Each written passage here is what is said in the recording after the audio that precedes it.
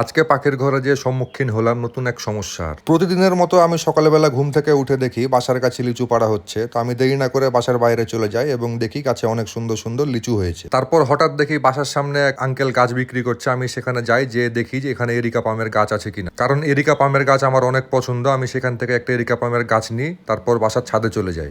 বাসার ছাদে যে আমি দেখি এদিক ওদিক তাকিয়ে কোনো ফাঁকা টপ আছে কিনা, তারপর একটা সুন্দর টপ দেখতে পাই। তারপর সে টপটা নিয়ে আমি সেখানে পুরাতন মাটিগুলা ফেলে দিই এবং ন্যাচারাল কম্পোস্ট সার সহ মাটি মিশিয়ে সেখানে টপে আমি গাছটা লাগিয়ে দিই এবং সেটাকে পাখির ঘরে এক কোনায় সেট করে দিই। তারপর আমি গাছটাতে একটু পানি দিয়ে দিই।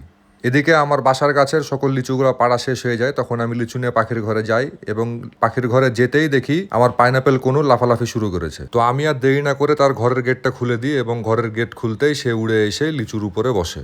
লিচু দেখে তো সে মহা খুশি, পাতা খাবে না লিচু খাবে সে বুঝতে পারছে না। তারপরে আমি নিজের হাতে একটা লিচু ছিলে তাকে খাইয়ে দিই। তারপর আমি শুরু করি আমার হ্যান্ড ফিডে তোলা বাচ্চাগুলোকে হ্যান্ড ফিড করানোর কাজ। কিন্তু তাদের বক্স থেকে বের করতে কি দেখি, পাখি দুইটা আমি হ্যান্ড ফিডে তুলেছিলাম। লাস্ট ভিডিওতে আমি একটা দেখিয়েছিলাম, কিন্তু এখন দুইটা বাচ্চা আছে। দুইটা বাচ্চার ভিতরে একটার পেটে হঠাৎ গ্যাস হয়ে গেছে। তো আমি আর দেরি না করে তাদের ট্রে একটা চেঞ্জ করে দিই এবং সেখানে শুকনো লিটার দিয়ে পাখির বাচ্চা একটাকে ওইখানে হ্যান্ড ফিড করিয়ে দিই এবং আরেকটাকে মেডিকেশন করে দিই। তারপরে আমি 2-3 ঘন্টা পরে আবার চেক করতে যাই এবং দেখি সে তুলনামূলক ভালো আছে। পাখি নতুন হ্যান্ড ফিডে তুললে এগুলো হওয়া স্বাভাবিক, এগুলো কোনো বড় বিষয় না। সঠিক চিকিৎসা করলে এগুলো খুব দ্রুত সুস্থ হয়ে যায়। আজকের জন্য এতটুকুই ছিল, টাটা।